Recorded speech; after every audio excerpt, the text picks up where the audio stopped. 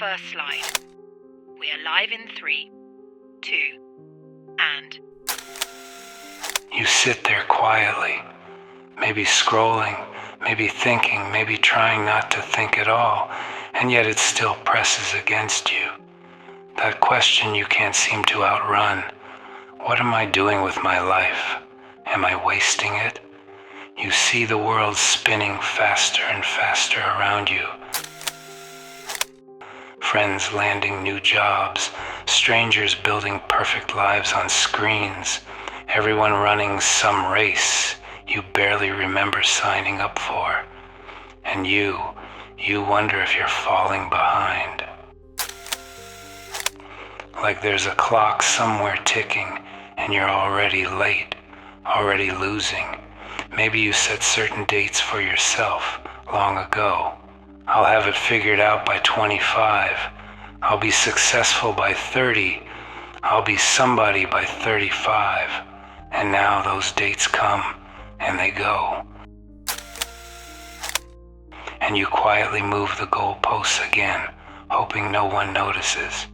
But you notice, you feel it, a soft dread whispering, maybe you'll never amount to anything at all, and the terror beneath that maybe you were never enough to begin with, that maybe you were broken from the start, and everyone else just hit it better.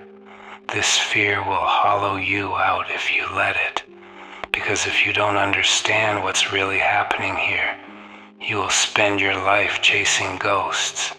You'll measure your worth by random wins you can't control. The moods of others, the cruelty of luck, the shifting tides of a world that doesn't even know your name. And with every setback, you'll blame yourself more, until the weight of it, the shame, the exhaustion, buries you alive. But listen closely, Shah. You were never meant to find your meaning out there. You were never meant to bargain with the world for your worth. You were never meant to become somebody by chasing somebody else's dream. The world outside is chaos. It's like trying to mail a letter during a hurricane. You might find the perfect words. You might write from the depths of your soul, but the winds will still tear it from your hands. You can intend for it to reach someone. You cannot guarantee it will, and when your meanings, your identity is tied to those external outcomes, you hand your soul over to luck. You surrender it to strangers. Inside, though, inside everything is different. Inside you is a place untouched by the storms. Inside you, things happen effortlessly, cleanly, beautifully. In a single breath you can love. In a single thought you can know yourself, without permission, without proof. The outside world demands 1,000 conditions to love you. The inside world demands only that you show up.